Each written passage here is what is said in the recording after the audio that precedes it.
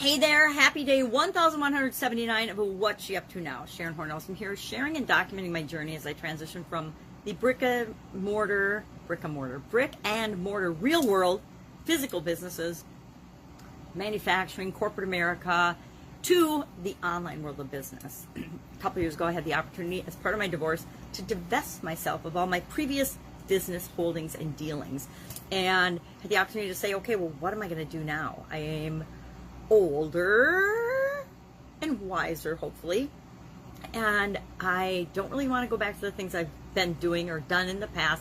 I want to do something new. I'm curious about, and I've always been curious about, the online world, the internet. Let's jump in there and explore and play in the sandbox and see what we come up with. And that's where I dabbled and have dabbled for the last couple of years.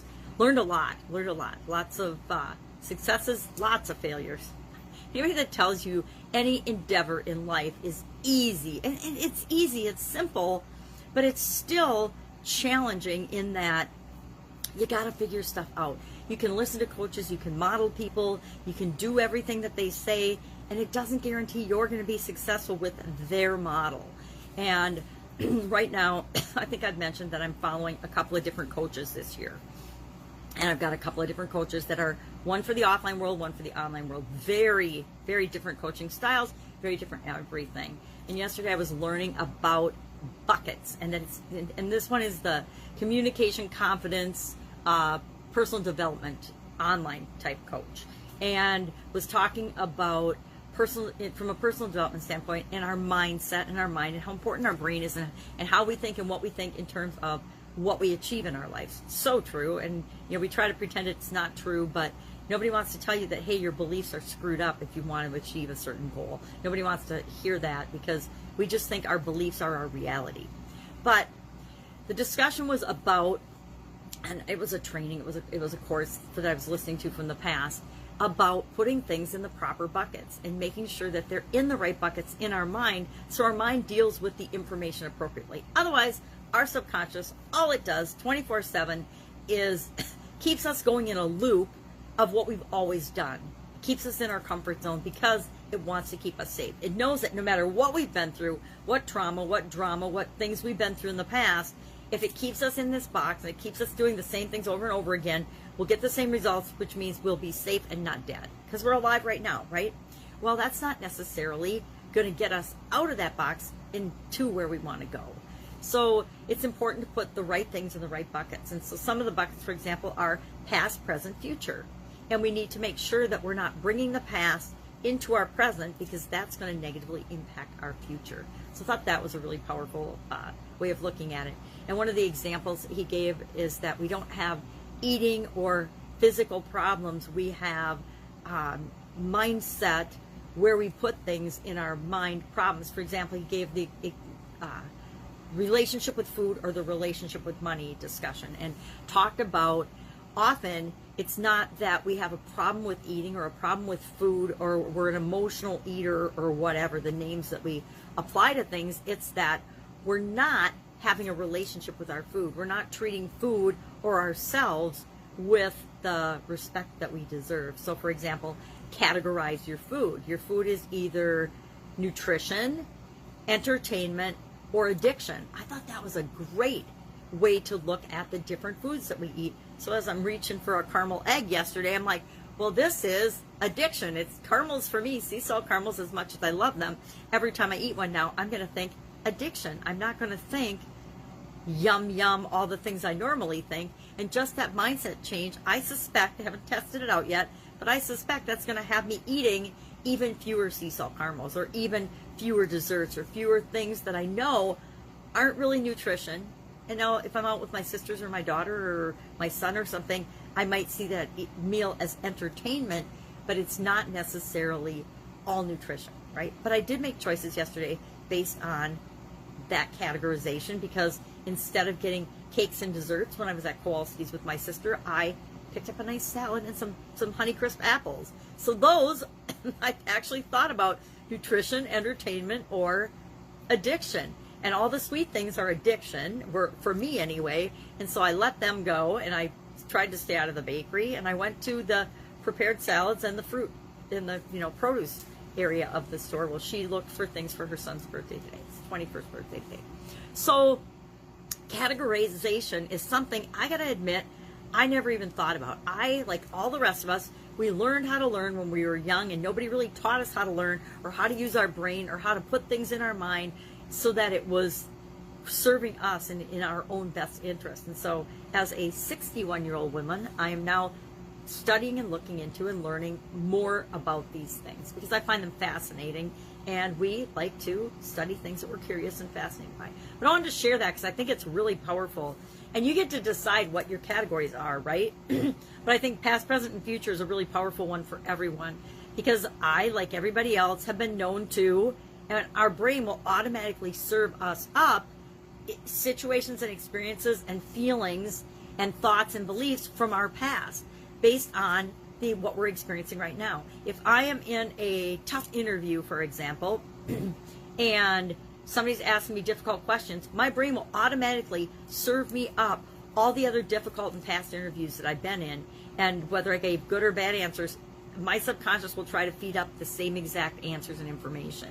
That's just how our brain works, our mind and our subconscious and brain and everything else. So really interesting topic, but I liked the idea of buckets, and I want to share that idea of buckets with you because I'm going to try over the next week or so. I'm not going to try, I'm going to start putting things in buckets. And when I catch myself thinking something from the past, I'm like, okay, mind, brain, that's from the past bucket.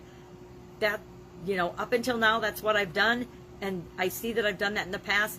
What do I choose to do right now? How do I choose to see this? How do I choose to react to this situation? How do I want to respond? So if I'm in a situation that I haven't been in for a long time, and in the past, maybe I was 16 to 20 when I reacted to it last time, I'm going to react differently, and I'm going to want to make a different choice at 61 than I made at 16. So things like that. I'm going to use it over the next couple weeks. I'll let you know how it goes, and if I feel that it's impacting me in a positive way, I'll share the results of that, because as I'm learning things, I like to share them. So what else is going on besides a lot of training and a lot of information being dumped into my brain and my psyche right now? Usual business stuff. I'm getting ready for a trip. I didn't realize today is already the 21st, which means in 8 days, I am on a big trip, and I have done zero to get ready for it. Like, haven't even thought about it. And so I'm going to have to start giving that some thought to plan out how I still continue to do what it is that I like to do, despite what my family says, and continue to serve and do that while I'm away. Now, I've cleared my schedule for the trip, so that's, from a obligation standpoint, that's not a problem, but that's the only thing I've done with respect to getting ready for that trip. So I need to give that some thought over the next couple of days as well. Today's Supersize Your Business Challenge was all about throwing in the towel, quitting things, and despite conventional wisdom, sometimes it's absolutely positively appropriate, not only appropriate, but essential that we quit things, especially bad habits. We want to quit bad habits, right? But besides bad habits, sometimes we find ourselves in situations that are absolutely positively not right for us. So we talked about how and when, and a couple of tricks on, actually quitting something and stopping doing it. Our 365-day challenge to do one thing every day that centers you was all about your nirvana. What is absolute nirvana to you? Is it, walking in, watching the sunrise or sunset? Is it, tucking your kids in, reading them a bedtime story, hugging, mine is hugging my new grandbaby or hugging my granddaughter. I have 2 granddaughters now, and any time I get to spend with any of them, or either of them, is absolute positive nirvana. Even if it's changing poopy diapers, it's nirvana, because they're such incredible, fun little humans, and I want to make sure I'm making a positive impact on their life. So that is my nirvana. What's your nirvana? I'd love to know that. Our Get Up and Go challenge today was about the A in our SOAP framework, which is action, taking action, and how do you decide among alternatives to get your goals. So always about what are the options, what's possible, what could be possible, and then in the A of the framework, we look at those things and we say, okay, we need to figure out a decision-making tool and a way to analyze these, so we pick the one that we can act on right now. And I taught them a new framework. I called it a DM framework, a decision-making framework, and it has to do with your head, your heart, and your intuition. Sort of like putting them in buckets, right?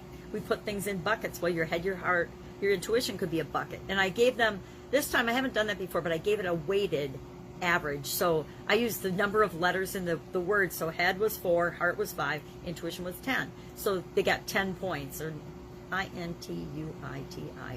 Okay, intuition only has 9 letters, but I use 10 anyway because it makes it easy to round off the numbers. So I maybe cheated a little bit, but that's okay. Because I made it up. It's my system. I can do whatever I want. Isn't that the way it goes? And it worked because I actually came up with my action being in an area that I might not necessarily have on my gut instinct or on my initial run through the list said, yep, this is what I'm going to do. It actually is one that I would have probably pushed off because it feels like it's going to be more work. But overall, it appeals to my intuition as the right next step for me and moving on to create the thing financially that I want to create or to get the goal I want financially for this particular challenge. So that was fun. It's always fun when I can take things that I've learned in the past and mush them together and create something that's slightly different but more effective for me.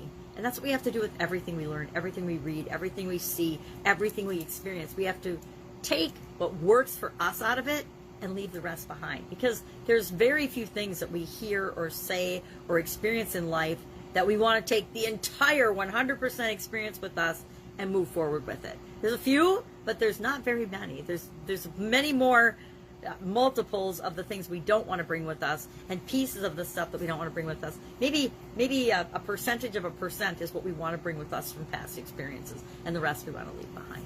And so we need to do that with everything. Hey, what have I got to learn from this? What am I going to do with this moving forward? How can I use this information and experience to make my life better and help me move toward what it is that I want? All right, so that's what I'm working on. If I can help you in any way, ask in the comments below. Otherwise, I will be with you tomorrow with another update on what I'm up to now as I transition from the brick and mortar world to the online world. And I've already done the transition, but now, truth be told, I'm going to be doing some offline things again because I miss doing some offline things. I really, really do. And I think that COVID has really accentuated that for so many of us because there's been so many restrictions on what we can and cannot do, who we can and cannot see, where we can and cannot gather, that it's making me even more, the rule breaker in me says, oh yeah, we need this back again. We need events again. We need things where people gather and congregate again, because human beings need human beings. I don't care what anybody says, and I certainly don't care what politicians say about that. They're definitely not in it for the right reasons, and that makes me sad. All right, have an awesome day. I'll, of course, be with you tomorrow. Bye. Sharon out.